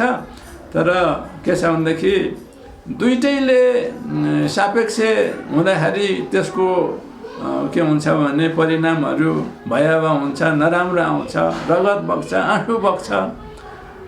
अब यही कुरालाई यो के भयो जनआन्दोलनपछि के भयो गठन भएको अन्तरिम सरकार र संविधान सभाले बनाएको चाहिँ संविधानमा पनि धर्मनिरपेक्ष राख्नुपर्ने कारण पर्यो होला र के भयो धर्मनिरपेक्ष राखियो। तर व्यवहारमा त फेरि जसरी भारतमा भएको छ, ब्रिटेनमा पनि अलिअलि त त्यहाँ गोराले कालोलाई, अमेरिकामा हेर्नुहोस् त अहिले कस्तो भइरहेछ, उहाँ एउटा कालालाई सेतोले मारिदिएर अमेरिकाभरि फैलिएको छ। ल हेर्नुहोस् त त्यहाँ। त्यसो हुनाले के छ भनेदेखि व्यवहारमा त हाम्रो पनि हेर्नुहोस् है, तपाईँलाई म उधारै दिन्छु।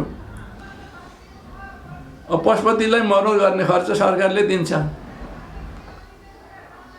अरू मठ मन्दिर बनाउनु पर्यो भने सरकारले दिन्छ। तर जनजातिहरूको सीमान्तकृत जातिको गुम्बाहरू बनाउनु पर्यो, हाम्रो चाहिँ माङखिम माङहिमहरू बनाउनु पर्यो भने एक पैसा पनि दिँदैन। त्यो जीविसतिर छुट्याएको हुँदो रहेछ क्या त्यो पनि। अहिले पछिको उसमा मैले इलाममा थाहा पाएँ क्या, इलाममा बस्दाखेरि त्यो जीविसमा एलडिओहरू त जम्मै उनीहरूकै मान्छे हुन्छ नि।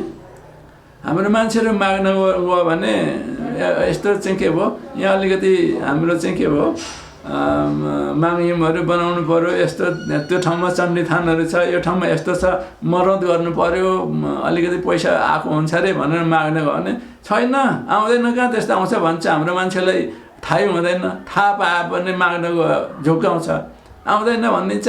ल आएको छ अरे नि भन्यो भने अलि जोर जस्ती गऱ्यो भने त्यो अस्ति नै जम्मै सिद्धिसक्यो भन्छ।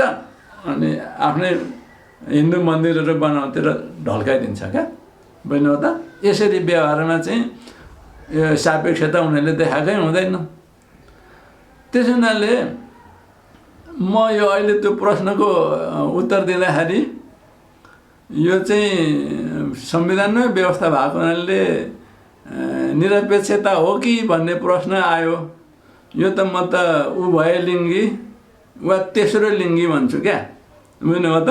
त्यो ट्रान्सजेन्डर इन्टरसेक्स वाले क्या हो, त्यस्तो किसिमको संविधान। संविधानमा भाषा हेर्दाखेरि चाहिँ के हो धर्मनिरपेक्ष छ, तर यसलाई व्यवहारमा सरकारकै तर्फबाट व्यक्तिको तर्फबाट अब के भयो यसलाई निरपेक्ष रूपमा चाहिँ प्रयोग गरिएकै छैन। अझ कोही दल त के भयो अझै हिन्दू धर्म स्थापित गर्नुपर्छ भन्छन् भनेर मान्छेको भावना कहाँसम्म रहेछ अझै पनि। त्यसले सापेक्ष बनाएर हिन्दू धर्म स्थापित गरेर आफ्नो स्वार्थ पूर्ति गर्नै खोज्या हुन्। त्यसो हुनाले यहाँनिर चाहिँ के छ भनेदेखि हामीले शब्द मात्रै निरपेक्ष देखेर यो निरपेक्ष रहेछ, शब्दले त प्रष्ट छ नि त निरपेक्ष नै हो, तर व्यवहारमा यो निरपेक्ष छैन। यो चाहिँ म भन्छु अघि पनि भनिहालेँ उभयलिङ्गी तेस्रो लिङ्गीको रूपमा चाहिँ चलिरहेको छ, त्यस्तो देख्छु म चाहिँ। बहुत गम्भीर संवेदनशील र पेचिलो कुरा छ क्या, किनभने राज्य सत्तामा अरू छन्, यहाँ पीडित र उत्पीडित त अब जनजाति मधेसी मुस्लिम अब दलित र सीमान्तकृतहरू छन्। अब पहिचान उनीहरूले खोजेको, तर आफ्नो हातमा डाडु पनि भएर पहिचान आफ्नो चाहिँ संविधानमा राखे। अब पहिचान पाएन भने के गर्ने हो त भन्दाखेरि साँच्चै नै भन्ने हो भने त के छ भनेदेखि मुलुकमा उत्पीडित भएपछि न्याय खोज्न जाने त न्यायालय नै हो, अन्त त जाने ठाउँ छैन। कि त आन्दोलनै गर्नु पर्यो, विद्रोही गर्नु पर्यो, क्रान्ति नै गर्नु पर्यो। तर सजिलो राज्यले नै स्वीकृत गरेको न्यायको निमित्त त न्यायालय नै हो। तर न्यायालयमा पनि अघि नै मैले एउटा उदाहरण त दिइसकेँ। समावेशी तरिकाले न्यायाधीशको नियुक्ति हुँदैछ है, त्यही उल्लेख छ संविधानमा। त्यस हुनाले न्यायाधीशको नियुक्ति चाहिँ त्यो बमोजिम संविधान बमोजिम नियुक्ति गरियोस् भनेर जाँदाखेरि पनि के भयो, नाथु एउटा कर्मचारीले चाहिँ के भयो, दरपिट गरेर फ्यालिदिन्छ हाम्रो न्यायका मागको के भयो उजुरीहरू। अनि कहाँ जाने त अब? गाह्रो परेन? बहुत गाह्रो छ यो। त्यस्ता त कति हो कति। अब भनिहालेँ नि, पहिला यो चाहिँ संविधान बन्नुभन्दा पहिले काङ्ग्रेसकै पालोमा त्यो देउबाले एउटा काम त चाहिँ के पो गरेको थियो क्या, यो प्राविधिक विषय पढाइ हुने कलेजतिर जनजातिहरूलाई कोटा छुट्याइनुपर्छ भनेर उसले निर्णयबाट पनि कोटा छुट्याएको थियो। त्यो इन्जिनियरिङ कलेजतिर छुट्याएर पढ्न पाउँथ्यो क्या। तर त्यो व्यवस्थाको विरुद्ध के भयो, त्यहाँ गएर बाहुनहरू गएर चाहिँ के गर्यो, सर्वोच्च अदालतमा चाहिँ अब रिट हाले। त्यो रिटमा चाहिँ ठ्याक्कै अब त्यहाँ के छ भनेदेखि अब जनजातिहरूको मान्छे नै हुँदैन त्यहाँ। त्यस हुनाले रिटबाट चाहिँ यो चाहिँ के भयो, असंवैधानिक भयो भनेर चाहिँ त्यो कोर्टै चाहिँ के भयो काटिदियो, आदेश सर्वोच्च अदालतको रिट आदेशबाट कटअफ गरिदियो। अब त्यसपछि ती जस्तो भाषा चाहिँ कामकाजको भाषाको रूपमा प्रयोग गरियोस्, मातृभाषाहरू भन्ने के भयो उपरको चाहिँ रिट त्यहीँ पर्न गयो। अब त्यसको विरुद्ध पनि बोलेन न्यायालयले। अब त्यसको विरुद्ध त जनजातिहरू अहिलेसम्म कालो दिवस मनाइराखेकै होलान्, किन पोरपोरासम्म त मनाउँदै थिए। अहिले चाहिँ अब खोइ सुन्दैन, अब चाहिँ बन्द भयो कि के भयो, तर कालो दिवस मनाइराखेकै थिए जनजातिहरूले। अब त्यसपछि अघि नै भने कि त्यो अब 3 जना वकिलहरू गएको हो, वकिलहरू गयो। अब अर्को सर्वसाधारण मान्छे जाँदाखेरि त कसो गर्ला झन्। अब विद्वान पेसामा लागेको वकिलहरू जाँदाखेरि पनि दरपिट गरेर फ्यालिदियो। त अब कोर्टको स्थिति यस्तो छ। त्यस हुनाले अब कोर्टले पनि हामीलाई सपोर्ट गर्दैन। यदि पहिचानको र हाम्रो अधिकारहरूको सम्बन्धमा हामी कोर्टमा गयौँ भने, त्यसैले म के भन्छु भने अब कोर्टमा पनि हाम्रो मान्छेहरूको पहुँचको ढोकै बन्द गरिदियो। अब न्याय माग्न जाने ढोकै बन्द गर्छन् भने त त्यसको परिणाम त के भयो, आन्दोलन र विद्रोह भए केही छैन। तर आन्दोलन र विद्रोह गर्ने पनि हाम्रो मान्छेहरू जनजातिहरू एक्लै त सक्षम छैन। जनजाति भित्रै मेल छैन, मधेसीसँग झन् मेल छैन, दलितसँग दलित त हामी आर्य हौँ भन्नेतर्फ उनीहरू ढल्किन्छन्। त्यसो भने अब दलितको कुरा गर्दै, दलितहरूको त माग त वास्तवमा जनजाति मधेसीको जस्तो मागै छैन। दलितको माग भनेको अब तपाईँहरूलाई पनि थाहा छँदैछ। दलितको माग भनेको के भने हाम्रो हातको पानी र भात चाहिँ चलाइदियोस्, हामीलाई हिन्दू मन्दिरभित्र प्रवेश गर्ने समानता दियोस्। ठुलो माग के छ भने हामीलाई उनको छोरी बुहारी ल्याउन पाइयोस्, हाम्रो छोरी उनीहरूले बुहारी सहस्र चाहिँ स्वीकार गरिदियोस्। योभन्दा त राज्यमा अरू परिवर्तन त उसले चाहेकै छैन, हक अधिकार खोजेकै छैन है अरू चाहिँ, जस्तो लाग्छ मलाई। त्यसो हुनाले चाहिँ के छ भनेदेखि न्यायालय जाने बाटो पनि बन्द गरिदिएको छ। अब फेरि यसमा चाहिँ हक अधिकारको सन्दर्भमा म बोल्दैछु है। अब पहिचान भनेको चाहिँ के छ भनेदेखि जसरी हामीहरूले राज्यको प्रदेशको नामाकरण, मैले पहिचानको भन्दा पनि अधिकारको सन्दर्भमा म कुरा गर्दैछु।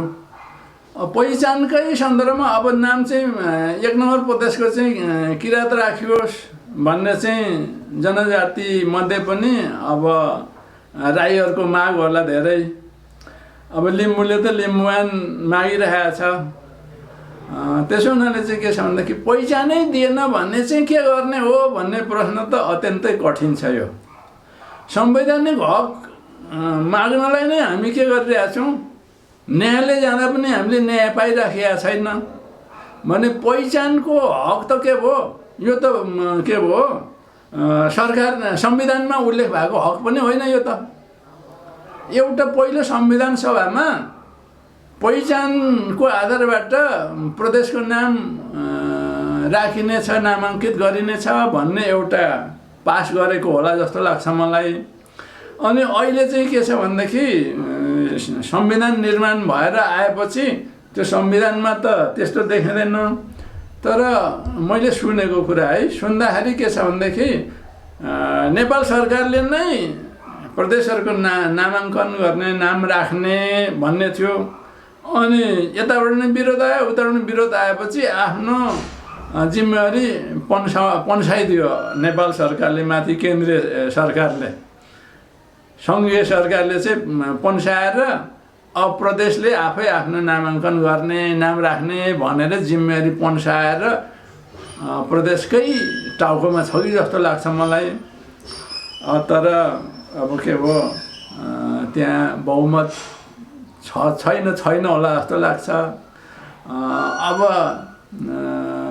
त्यहाँ किराँत भिन्नहरूले पनि सहयोग गर्यो भने नामाङ्कित गर्न सक्ने होला। हामीले पाएनौँ, अरू हक अधिकार पनि अब धेरै खोजेको जस्तो अधिकार पाइएको छैन। तर राम्रो मन भएको मान्छेहरू न्यायाधीश हुँदाखेरि त त्यो हक अधिकारहरू दिएको अरू मुलुकमा पाइन्छ क्या। अब यहाँको कुरो त म भन्छु कि कस्तो भने, दुईटा अमेरिकन राइटरहरूले लेखेको पुस्तक मैले पढेको छु। त्यो के छ भने वाइ नेसन्स फेल भन्ने किताब पढेको छु क्या। उनीहरूले प्राय संसारभरै घुमेछन्, नेपालको पनि नाम ल्याएछ, यहाँ पनि आयो होला र त उसले उल्लेख गर्यो, नाम मात्रै उल्लेख गरेछ गर्न चाहिँ। तर निचोड चाहिँ के दियो भनेदेखि नेसन्स फेल हुने कारणमा यही कुरो लेखाएको छ क्या। समावेशी गराइनुपर्छ, इन्क्लुसिभ बनाउनुपर्छ, इन्स्टिट्युसन्सहरू इन्क्लुसिभ बनाउनुपर्छ भनेर उसले लेखाएको छ। तर इन्क्लुसिभ त कतिखेर बनाइन्छ भन्दाखेरि राम्रो विचार, सामूहिक विचार, सबैले न्याय परोस्, सबैले राम्रो होस्, मुलुक समृद्ध होस् भन्ने भावना राख्ने राज्य सत्ताधिकारी भयो भने नै इन्क्लुसिभ बनाइन्छ। तर मैले त अघि पनि भने, छलछाम मात्रै गर्ने छलिदासहरू, जालझेल मात्रै गर्ने जालीदासहरू, मन पनि कुहिएर पनि कालो न कालो भइसकेका कालिदासहरू चाहिँ के भयो, राज्य सत्तामा हाबी हुन्छन्। मै लाउँ मै खाउँ, मै सुख सेलो मोज गरौँ भन्ने मात्रै त्यहाँ पुग्छन् भने तिनले चाहिँ राज्य सत्तालाई इन्क्लुसिभ बनाउँछ? बनाउँदैन। त्यसैले मैले मेरो अनुभवहरू एउटा पुस्तक लेखेको छु। त्यहाँ चाहिँ के लेखेको छु भने यही हो, राज्य सत्तामा जाने मान्छेहरूको सफा मन हुनुपर्छ, सबैले अधिकार बाँटेर चाहिँ लिनुपर्छ भन्ने भावना राख्ने मान्छे पुग्नु पर्यो। एउटा कुरो चाहिँ त्यो हाम्रो यहाँ संविधान सभा गठन भएपछि भारतमा पनि चुनाव भयो, त्यो आएको थियो नि मोदीले यहाँ भाषणमा के भन्ने थियो, कति राम्रो कुरा गरेको थियो। तपाईहरु संविधान बनाउँदै हुन्छ, तपाई ऋषिमनले संविधान बनाउनुहोस् है भनेर उसले सुझाव दिएर गएको थियो। त्यो ऋषिमन भनेकै नराम्रो मन नराख्नुहोस् है, राम्रो भावना राख्नुहोस् तपाईहरुले। त्यसरी चाहिँ के हो, सबैको परोपकारी चाहिँ के हो, संविधान बनाउनुहोस्, सबैलाई अधिकार दिनुहोस् भनेर चाहिँ गएको उसले त। यहाँ त अब के हो, आफ्नै पहिचान बनाउने, आफै मात्रै अधिकार राख्ने, अरूले दिँदै नदिने, कस्तो स्वार्थी चाहिँ भावनाका मान्छे त्यहाँ पुग्दो रहेछन् त।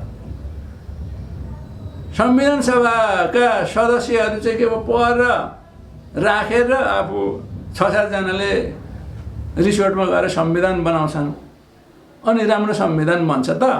अनि चाहिँ इन्क्लुसिभ त्यो दुईटा अमेरिकन राइटरले भने जस्तो संविधान बन्छ त। राम्रो चाहिँ के हो, भावना भएदेखि सबै मुलुकवासीले अधिकार पाओस्, सुविधा उनीहरूले पनि पाउन् यो चाहिँ मोदीले भनेको ऋषिमनले बनायो भएदेखि त के भयो, अहिले हामीले यस्ता कुराहरू गर्न पर्दैन थियो, कोटाउनै पर्दैन थियो, यस्तो खोजी गर्नै पर्दैन थियो। पहिचानको अधिकार पाइएन भने के छ उपचार भनेर न शालिग सत्तासकले यो प्रश्न राख्नु पर्थ्यो, न बाबु तपाईँले चाहिँ के हो के हो मौका आउनु पर्थ्यो र पर्दैन थियो। त्यसो हुनाले चाहिँ जुडिसियल एक्टिभिजमको राख्ने त्यस्ता चाहिँ अधिकारहरू उनीहरूले प्रयोग गर्ने न्यायसर पुग्यो भने नेसनल कोर्टबाटै पनि हामी पाउन सकिन्छ अधिकार त्यस्तो। त्यसको उदाहरण म एउटा तपाईँलाई दिन्छु। अमेरिकाको एउटा फैसला छ क्या, त्यो चाहिँ के छ भने काला र गोराको त्यहाँ पनि ठुलो विभेद थियो, अहिले पनि भइरहेछ कति। तर त्यहाँ चाहिँ उनीहरूको संविधानमा पहिला चाहिँ के रहेछ भने इक्वालिटी बिफोर ल भन्ने रहेछ क्या। इक्वालिटी बिफोर ल भनेपछि चाहिँ के भयो, उनीहरूले चाहिँ कार्यान्वयन गर्नेहरूले गर्दै लाँदाखेरि इक्वालिटी त हो नि, कालालाई पनि इक्वल सुविधा दिने, सेतालाई पनि इक्वल सुविधा दिने, सुविधामा फरक नपार्ने, तर सेपरेट बनाउने भन्ने नीति अंगीकार गरे क्या। जस्तो त्यसको उदाहरण, स्कुलमा पढ्न जाँदा बस्ने स्कुल छुट्टै भनौँ न, यहाँ पल्लोपट्टि सेतोको छुट्टै स्कुल छ, यतापट्टि कालोको स्कुल छुट्टै छ। ल फिस पनि बराबरै लिइरहेछ, पढाइ पनि उस्तै भइरहेछ, तर सेपरेट भन्यो। बसहरूमा हिँड्दाखेरि पनि ट्रेनमा हिँड्दाखेरि पनि कि त ट्रेनै छुट्टै कि त सिट छुट्टै क्या। यतापट्टि एक साइडमा काला बस्ने, उतापट्टि सेता बस्ने, सेतो बसेको ठाउँमा कालो बस्न नपाउने, सेपरेट क्या। हामीले केही फरकै पारेका छैनौँ नि, तर सेपरेट बनाउँदा त त्यसको अर्थ त अनइक्वल त भएन भनेर उनीहरूले त्यसो गरिरहेको थिए। पछि एउटा मान्छे गयो सुप्रिम कोर्टमा गयो, त्यसको नाम ब्राउन हो कि के भन्ने थियो, ब्राउन भर्सेस एजुकेसन बोर्डको विरुद्धमा ऊ सुप्रिम कोर्टमा गयो, रिटमा गयो है। त्यहाँनिर पहिला यो इक्वालिटी नै हो नि, केही फरक छैन, सुविधा केही छैन भन्दै कति मुद्दा त्यहाँ पनि खारेज गरियो। तर पछि चाहिँ एउटा यस्तो मान्छे चाहिँ प्रधान न्यायाधीश बन्न पुगे र उसको बेन्चमा चाहिँ त्यो मुद्दा पेश भयो। अनि उसले चाहिँ के गर्यो, आफूले के व्याख्या गर्यो भने सेपरेट भन्ने बित्तिकै त्यो त इक्वल भएन, अनइक्वल भयो। हेर्नुहोस् त, उसले यति भनेर अरू जम्मै न्यायाधीशलाई कन्भिन्स गर्न सक्यो। सेपरेट भनेको नि इक्वालिटी हुन्छ कहीँ, अलग भन्ने बित्तिकै त त्यो के भयो, अनइक्वल भइगयो नि। त्यसलाई यो चाहिँ के भयो, व्यवस्था चाहिँ हुँदैन, यो हाम्रो संविधान बमोजिम भएन भनेर उसले रिट जारी गरेर हुँदैन, त्यो अनइक्वल हो भनेर यसरी चाहिँ के भयो, स्थापना गरिदियो एकै ठाउँमा एउटै व्यवस्था, त्यस्तो छुट्टै हुनुहुन्न भन्ने आदेश जारी गर्यो। त्यस्ता पनि न्यायसर हुन्छ। अमेरिकी संविधान हेर्नुहोस् न, अमेरिकी संविधानमा हाम्रो जस्तो चाहिँ समावेशीको समानुपातिकको कुरै छैन त्यहाँ। तर त्यहाँको कोर्टहरू है, कोर्टका जजेसहरू यति चाहिँ सक्षम छन् है, यति चाहिँ के हुन्छ भने बायसलेस हुन्छन् क्या। पार्टीकै आधारबाट चाहिँ उनीहरू नियुक्ति हुन्छ हैन, तर जब उनीहरू न्यायाधीशको रूपमा नियुक्ति हुन्छन्, त्यति नियुक्ति हुने बित्तिकै उनीहरू कसम खान्छन् र के भयो, त्यस्तो तथस्थ भइहाल्छन् क्या। अब छन् त्यस्ता तथस्थ नहुनेहरू पनि हुन्छन्। अहिले कतिजना त के भयो, ट्रम्पको पुरा ठाडो समर्थन गर्ने पनि छन्, तर कोही बेला पुग्दो रहेछ क्या त्यसरी। अब भने हाम्रोमा पनि कोही कोही बेला अब हाम्रो त अहिले त कोर्ट त तल्लै तहमा भसाइसक्यो। अब पार्टीका मान्छे जम्मा कार्यकर्ता नियुक्ति गर्छ, त्यसले चाहिँ अब जनजातिको हकमा मधेसीको हकमा त न्याय त गर्दैन। अब त्यति साह्रै नेगेटिभ विचार त नराखौँ, कुनै बेला त्यो ठाउँमा पनि अब निष्पक्ष न्यायहरू नै पुग्यो भने अब आइसिजेबाट युएनओबाट पाउने पनि सजिलो छैन, दुरुह छ। त्यसले त्यस्तो न्याय पुगेको बेला हामीले नेसनल कोर्टबाटै पनि सम्भवतः हामी त्यो पहिचानको हकहरू पाउन सकिन्छ कि भनेर यति थोरै आशा चाहिँ राख्न सकिन्छ। अब त यो अन्तिम क्वेसन छ। नेपालले अन्तर्राष्ट्रिय कानुन ILO पास गरेको छ, खास त्यसमा के व्यवस्था छ र कार्यान्वयन नभएको खण्डमा के गर्न सकिन्छ भन्ने चाहिँ यसमा पनि ले पनि अन्तर्राष्ट्रिय कानुन ILO पास गरेको छ, यसको बारेमा चाहिँ ठिक छ। यही चाहिँ हो। अब अघिको त जम्मै कुरो अब भनौँ न, म कानुनको विद्यार्थी भएकोले कानुनसँगै सम्बन्धित कुरै अब थियो होइन, प्रश्न मैले जाने जति भने। अब यो चाहिँ म अब कानुनको विद्यार्थी त हुँ, यो अब ILOसँग चाहिँ त्यति सम्बन्धित त अब छुइनँ, यसको ज्ञान पनि थिएन। तर पनि मैले नेटहरूमा अब हेर्दै गएँ, यसको बारेमा पनि अब अलिकति भनौँ म। ILO भनेको चाहिँ युनाइटेड नेसन्सको एउटा के भयो प्रतिनिधि संस्था हो। त्यो युएनओको चाहिँ 500वटा अङ्ग, आफ्नै अङ्ग, त्यसमध्ये एउटा आइसिजे पनि हो, अन्तर्राष्ट्रिय न्यायालय आफ्नै अङ्ग हो। तर आफ्नै अङ्गले गर्न नसकेपछि उसले अरू एजेन्सीहरू बनाउँदै लाँदाखेरि यो ILO भन्ने एउटा एजेन्सी संस्था बनाएको हो। यो ILO चाहिँ, ILO भनेको इन्टरनेसनल लेबर अर्गनाइजेसन होइन। यसले चाहिँ विशेष गरेर आफ्नो सदस्य राष्ट्रहरूको मुलुकका अब त्यसले पनि अलिकति कस्तो रूपमा हेर्न खोजेको भन्ने उत्पीडित जातिहरूलाई नै होइन,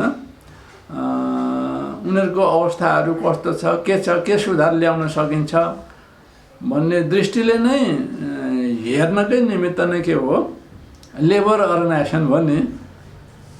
त्यस हुनाले त्यही हेर्नकै निमित्त स्पेसली क्रिएट गरेको चाहिँ एजेन्सी हो त्यो ILO भन्ने चाहिँ। त यसले चाहिँ अब काम गर्दै गर्दै जाँदाखेरि 1957मा एउटा सम्मेलन बोलाएको छ, सदस्य राष्ट्रहरूको सम्मेलन बोलायो। त्यो सम्मेलनमा चाहिँ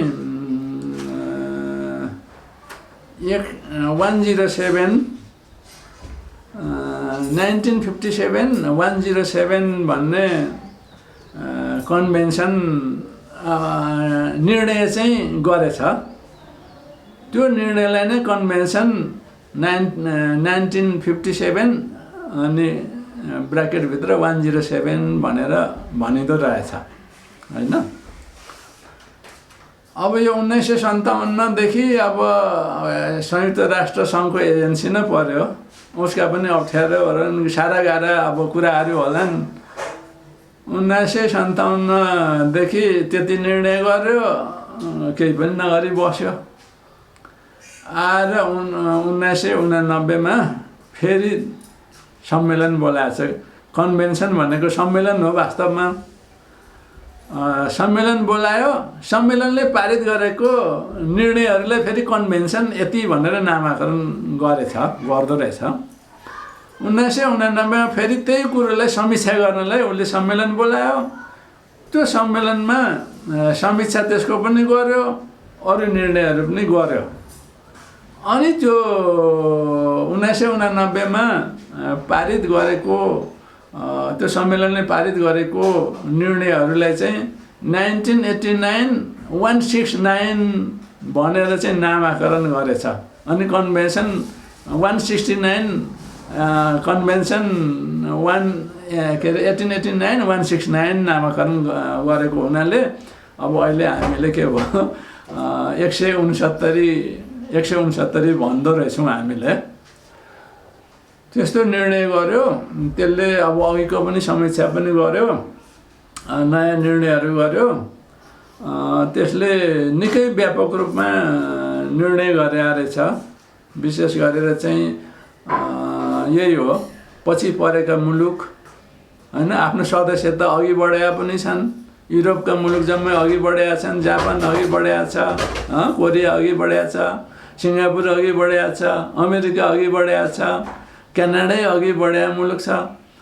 तर विशेष गरेर पिछडिएको मुलुक र त्यसमा पनि स्पेसल्ली नामै लिएको छ इन्डिजिनियस पिपुल एन्ड ट्राइब्स भनेको छ। अब यसलाई इन्डिजिनियस पिपुल भनेपछि आदिवासी जनजाति हुनुपर्छ र त्यहाँ ट्राइब्स भनेको त्योभन्दा पनि अझ पछि परेको जातिहरू। अब इन्डिजिनियस पिपुलको चाहिँ अब कुरा हेर्दाखेरि अलिकति डिक्सनरीमा हेर्दाखेरि के आउँछ भने राज्यबाट अधिकार नपाएका किसिमका जातिहरू होइन, त्यहाँ उसको सहभागिता नभएको, अलिकति अधिकार नपाएको, अलिकति भनौँ न त्यो बिल्कुलै ट्राइबभन्दा अलिकति अघि बढेको होइन, त्यस्ता किसिमकालाई इन्डिजिनियस पिपुल भनेको होला। अनि ट्राइब भनेको चाहिँ बिल्कुलै हाम्रो यहाँ पनि छन् नि, राउटे कुसुन्डाहरू छन् होइन। अरू मुलुकमा त कति छन्, जापानमै पनि त्यस्तो छ होइन, भारतमा कति छन् त्यो, त्यस्तोलाई ट्राइब भनेको होला भन्छु म। त्यसैले यो दुईटालाई फोकस गरेर त्यो 1989 कन्भेन्सन 1989 169 मा चाहिँ के हो निर्णयहरू गरेको रहेछ।